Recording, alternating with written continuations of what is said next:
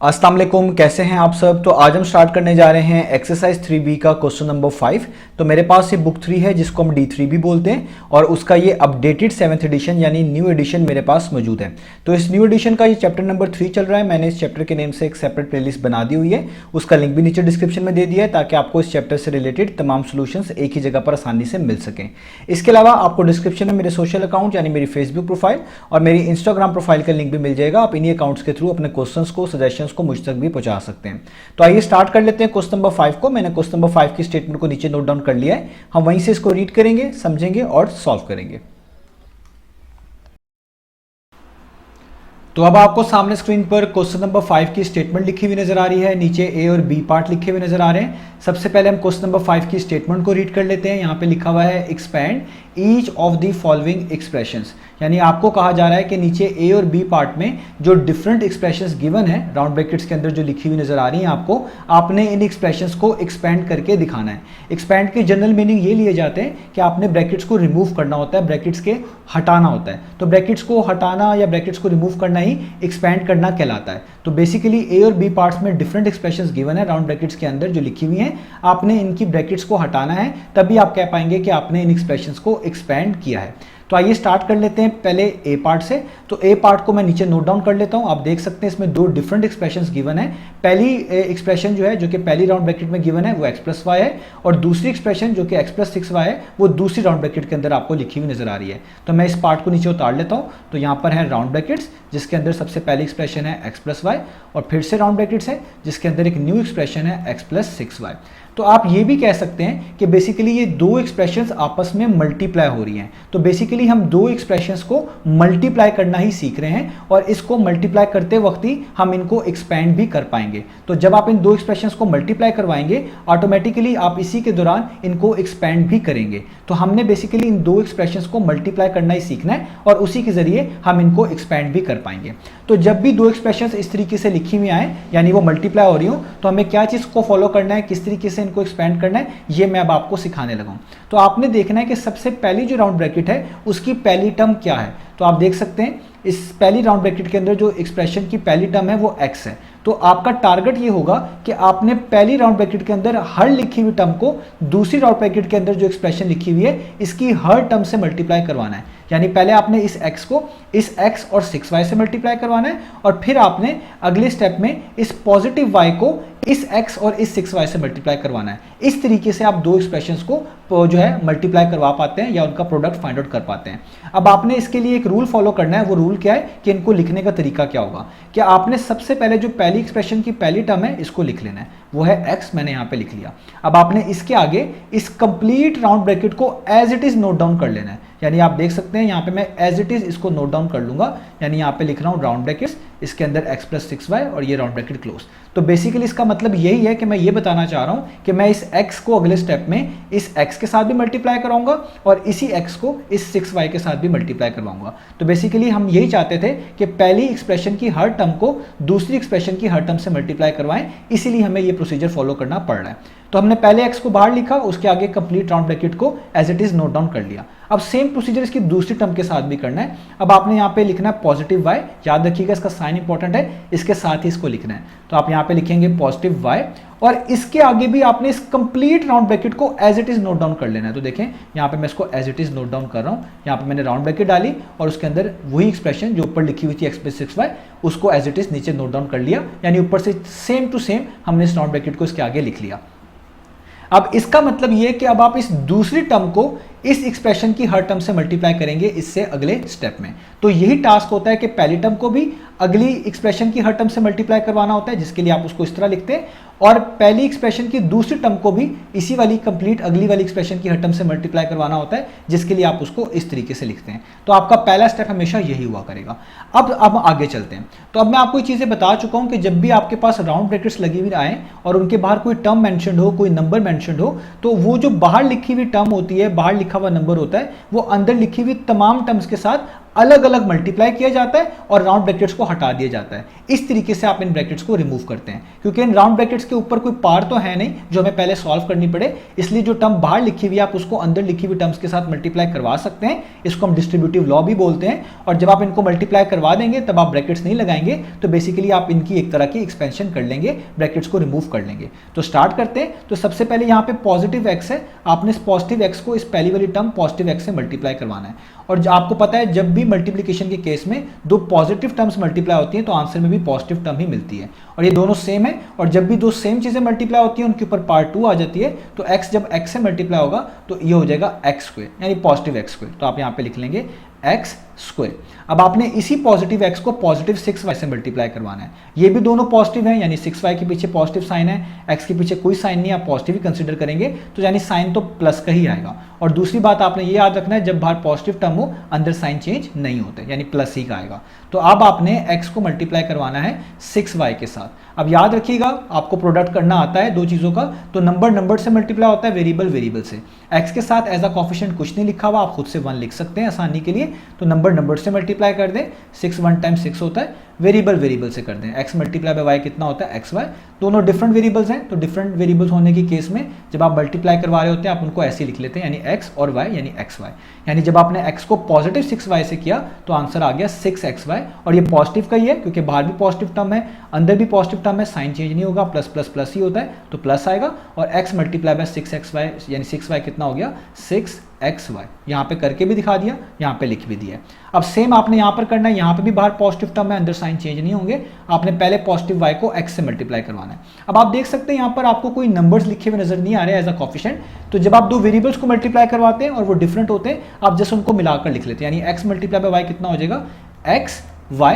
और ये दोनों पॉजिटिव हैं, x के पीछे कोई साइन नहीं, यानी प्लस, ये भी प्लस है, प्लस प्लस प्लस ही होता है, तो आप यहाँ पे प्लस ही लिखेंगे। वैसे भी बता चुका हूँ जब बाहर पॉजिटिव हो टर्म और अंदर कोई भी टर्म हो कोई भी साइन के साथ, उसका साइन चेंज नहीं करेंगे। तो x के साथ कोई साइन नहीं था यानी प्लस था, तो देखिए यहाँ पे भी प्लस ही आया। तो y मल्टीप्लाई बाय x कितना हो गया, xy। आप इसको yx भी लिख सकते हैं, कोई फर्क की बात नहीं है। अब आपने इस पॉजिटिव y को पॉजिटिव 6y से करना है, यानी आप यहाँ पे लिख लें, आप पॉजिटिव y को मल्टीप्लाई करवा रहे हैं पॉजिटिव 6y के साथ। तो y के साथ एज अ कोफिशिएंट कुछ नहीं लिखा हुआ, आप 1 लिख सकते हैं। तो नंबर से मल्टीप्लाई होता है, 6 1 टाइम 6 हो जाएगा, और वेरिएबल से। और जब दो सेम लेटर या दो सेम वेरिएबल्स मल्टीप्लाई होते हैं तो उनके ऊपर पार्ट 2 आ जाती है, तो y मल्टीप्लाई बाय y कितना हो जाएगा, y स्क्वायर। तो इसलिए आप यहाँ पे लिखेंगे कि जब ये पॉजिटिव y पॉजिटिव 6y से मल्टीप्लाई होगा तो यहाँ पे आ जाएगा पॉजिटिव 6y स्क्वायर, जैसा मैंने आपको यहाँ पर करके दिखाया।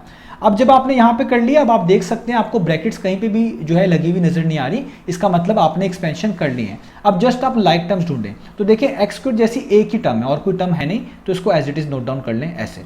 ये दोनों टर्म्स लाइक टर्म्स हैं क्योंकि इनमें आपको same variable with same part नजर आ रहे हैं। यहाँ पे भी एक्स है, यहाँ पे भी एक्स है, यहाँ पे भी y है, यहाँ पे भी y है, तो बेसिकली ये लाइक टर्म्स हैं, इनको हम लाइक टर्म्स बोलते हैं। तो अब आप देख सकते हैं इनको आप सॉल्व कर सकते हैं, ये पॉजिटिव 6xy, ये पॉजिटिव xy है। खाली xy का मतलब आप ऐसे भी कंसीडर कर सकते हैं, यहाँ पे खुद से 1 लिख लें तो इसको आप पॉजिटिव 1xy भी बोल सकते हैं और लिख सकते हैं, इसमें कोई फर्क नहीं है। तो बेसिकली प्लस प्लस प्लस ही होता है, आपने प्लस करना है, एडिशन सब्ट्रैक्शन के केस में जो साइन बनता है वो करना है, यानी प्लस प्लस प्लस होता है, प्लस करना है। तो 6 में पहले 1 प्लस कर दें, वो होता है 7, और ये वेरिएबल्स जो है ये साथ वैसे ही आएंगे, यानी xy, यानी 6xy प्लस 1xy कितना हो गया, 7xy।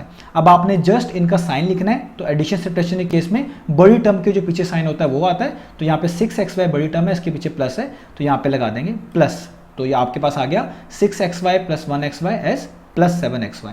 आगे 6y स्क्वायर यानी y स्क्वायर जैसी कोई और टर्म नजर ही नहीं आ रही, तो इसको भी as it is note down कर लें इसके साइन के साथ, यानी पॉजिटिव 6y स्क्वायर। तो ये आपका फाइनल आंसर कहलाएगा। आप देख सकते हैं इसकी एक्सपेंशन हो चुकी है, कोई भी आपको यहाँ पर ब्रैकेट्स नहीं नजर आ रही, तो यही हमने बेसिकली फाइंड आउट करके दिखाना था। तो ये हो गया हमारे पास इसके ए पार्ट का आंसर। अब चलते हैं इसके नेक्स्ट पार्ट की तरफ।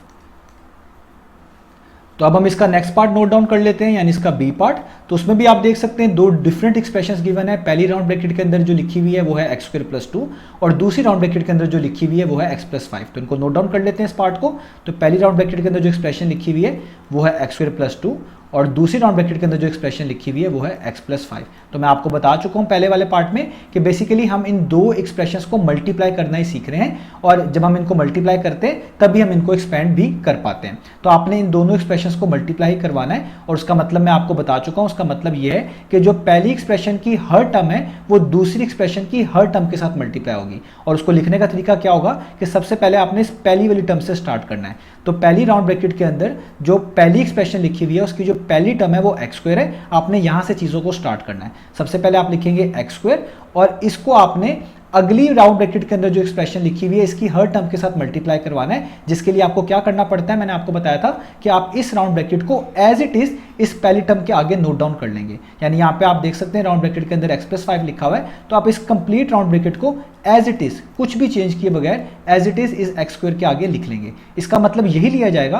कि आप अगले स्टेप में इस एक्स स्क्वायर को अंदर लिखी हुई एक्स के साथ भी मल्टीप्लाई करेंगे, इस एक्स स्क्वायर को अंदर लिखी हुई दूसरी टर्म प्लस 5 के साथ भी मल्टीप्लाई करेंगे, जिसका मतलब यही बनता है कि आप इस पहली टर्म को अगली लिखी हुई एक्सप्रेशन की हर टर्म के साथ मल्टीप्लाई करवा रहे हैं। और यही बेसिकली दो चीजों की, दो एक्सप्रेशन का प्रोडक्ट फाइंड आउट करने का तरीका होता है। अब आपने अगला स्टेप क्या करना होता है? अगला स्टेप ये करना होता है कि जो अगली टर्म है इस पहली वाली राउंड ब्रैकेट के अंदर जो एक्सप्रेशन लिखी हुई है इसकी जो नेक्स्ट टर्म है आप उसको as it is note down कर लेंगे साइन के साथ। यहाँ पे +2 है तो आप लिखेंगे +2, और इसके आगे भी ये सेम ब्रैकेट जिस तरह पहले आपने नोट डाउन करी थी एज इट इज आगे नोट डाउन कर लेंगे। तो देखिए मैं इसके आगे as it is note down कर रहा हूँ, और इसका मतलब ये लिया जाएगा कि अब आप इसकी दूसरी टर्म को इस एक्सप्रेशन की हर टर्म से मल्टीप्लाई करेंगे इससे अगले स्टेप में। तो जब आप यहां तक लिख लेंगे, अब आपने अगले स्टेप में इनकी ब्रैकेट्स को रिमूव करना है। तो राउंड ब्रैकेट्स को रिमूव करने का तरीका क्या होता है आप देखते हैं उसके बाहर क्या लिखा हुआ है। तो जो टर्म बाहर लिखी होती है वो अंदर लिखी हुई तमाम टर्म्स के साथ मल्टीप्लाई करवा दी जाती है और ब्रैकेट्स को हटा दिया जाता है। इस तरीके से आप इन राउंड ब्रैकेट्स को एक्सपेंड कर लेते हैं, हटा लेते हैं। तो आपने पहले इस एक्स स्क्वायर को एक्स से मल्टीप्लाई करवाना है, तो आप यहाँ पे लिखें आप एक्स स्क्वायर को एक्स से मल्टीप्लाई करवा रहे हैं। तो याद रखिएगा x square multiply by x क्या होता है, एक्स रेज टू पावर 3 यानी एक्स क्यूब। और इसका एक रूल भी होता है, ये भी आपने याद रखना है कि जब भी आपके पास दो ऐसे वेरिएबल्स मल्टीप्लाई हों जिनकी बेस सेम हो, बेस किसको बोलते हैं जो पार के नीचे लिखी हो, जैसे 2 के नीचे क्या लिखा हुआ है एक्स, तो ये बेस है। इधर कोई पार्ट नहीं है, आप इसको 1 लिख सकते हैं, तो 1 के नीचे क्या लिखा हुआ है अगेन एक्स। तो आप देखिए दोनों वेरिएबल्स की बेस सेम है, तो जब ऐसे वेरिएबल्स मल्टीप्लाई हों या कोई ऐसे लेटर्स हों जिनकी बेस सेम हो तो इनको मल्टीप्लाई करने का रूल ये होता है कि आप इनकी बेस को एक दफ़ा लिखते हैं, यानी दोनों की बेस x है इसको एक दफ़ा लिखेंगे, और इनकी पार्ट्स को ऐड करके एज अ पार्ट लिखते हैं। तो 2 है, यहाँ पे 1 है, 2 + 1 कितना होता है 3, तो यहाँ पे पार के तौर पर लिखेंगे 3। आप इस तरह भी कर सकते हैं, आपको डायरेक्ट आता हो आप डायरेक्ट भी कर सकते हैं। तो एक्स स्क्वायर को जब आप x से मल्टीप्लाई करेंगे तो यहाँ पे x रेज टू पावर 3 यानी एक्स क्यूब आपके पास आ जाएगा। अब आपने एक्स स्क्वायर को +5 के साथ मल्टीप्लाई करना है, तो आप यहाँ पे लिख लें एक्स स्क्वायर मल्टीप्लाई बाय +5। और मैं आपको बता चुका हूँ नंबर से मल्टीप्लाई होता है, वेरिएबल से मल्टीप्लाई होता है। एक्स स्क्वायर के साथ कुछ भी नहीं लिखा हुआ एज अ कोफिशिएंट आप 1 लिख लें, तो 5 1 टाइम्स कितना हो जाएगा 5, और एक्स स्क्वायर ने तो किसी वेरिएबल के साथ ही होना था मल्टीप्लाई, 5 के साथ कोई है नहीं, तो इसलिए आप इसको as it is note down कर लेंगे, यानी आंसर आ गया 5x स्क्वायर। और बाहर क्योंकि पॉजिटिव टर्म है तो अंदर कोई भी साइन चेंज नहीं होगा, तो प्लस प्लस प्लस ही होता है, तो यहाँ पे प्लस ही आएगा। तो 5 मल्टीप्लाई बाय एक्स स्क्वायर आपको करके दिखा चुका हूँ, तो कितना आ जाएगा 5x स्क्वायर। अब सेम काम आपने करना है अगली टर्म्स के लिए, यानी यहाँ पे पॉजिटिव 2 लिखा हुआ है, इसको भी आपने पहले x से मल्टीप्लाई करवाना है। तो अगेन ये पॉजिटिव टर्म है, अंदर भी पॉजिटिव टर्म है, प्लस प्लस प्लस ही होता है, आप प्लस ही लगाएंगे, कोई साइन चेंज नहीं होगा। 2 को x के साथ मल्टीप्लाई करवाना है, यानी 2 multiply by x। Again x के साथ कुछ भी नहीं लिखा हुआ है, एज अ कोफिशिएंट आप 1 लिख सकते हैं, नंबर से मल्टीप्लाई कर दें, 2 1 टाइम्स 2, और x ने जो एज अ वेरिएबल है इसको किसी वेरिएबल के साथ मल्टीप्लाई होना था, 2 के साथ कोई वेरिएबल लिखा नहीं हुआ, तो इसको as it is note down कर लेंगे, यानी 2 मल्टीप्लाई बाय 1x कितना आ गया पॉजिटिव 2x। तो आप यहाँ पे लिख देंगे पॉजिटिव 2x, यूँ भी कह सकते हैं 2 मल्टीप्लाई बाय x 2x। अब आगे चलते हैं, +2 को +5 से करवाना है, प्लस प्लस तो प्लस ही होता है, आपको पता है यहाँ पे प्लस ही लगाएंगे, मल्टीप्लिकेशन के केस में जो साइन आ रहा होता है वही लगा रहे होते हैं, प्लस प्लस प्लस आता है तो प्लस ही लगा रहे हैं, और 2 को 5 से मल्टीप्लाई कर देंगे, तो 2 5 टाइम्स कितना होता है 10, तो ये आ गया यहाँ पे 10। अब आप देख सकते हैं इस एक्सप्रेशन के अंदर कोई भी राउंड ब्रैकेट्स नहीं है, यानी हमने एक्सपेंशन कर ली है। और दूसरी बात ये यहाँ पे कोई लाइक टर्म्स ही मौजूद नहीं है, एक्स क्यूब जैसी ये एक ही टर्म है, एक्स स्क्वायर जैसी ये एक ही टर्म है, एक्स वाली एक ही टर्म है, 10 वाली एक ही टर्म है, तो यानी इनमें कोई आप चीज़ों को ऐड सब्ट्रैक्ट नहीं कर सकते, तो यही आपका फाइनल आंसर होगा। तो बी पार्ट का हमने आंसर निकाल लिया, वो आ गया x cube plus 5x square plus 2x plus 10, यही हमने फाइंड आउट करके दिखाना था। तो यहाँ पर हमारे दोनों पार्ट्स फिनिश हुए, तो उम्मीद है आपको दोनों पार्ट्स समझ आएंगे। इंशाल्लाह नेक्स्ट वीडियो में मिलेंगे बाकी सॉल्यूशंस के साथ।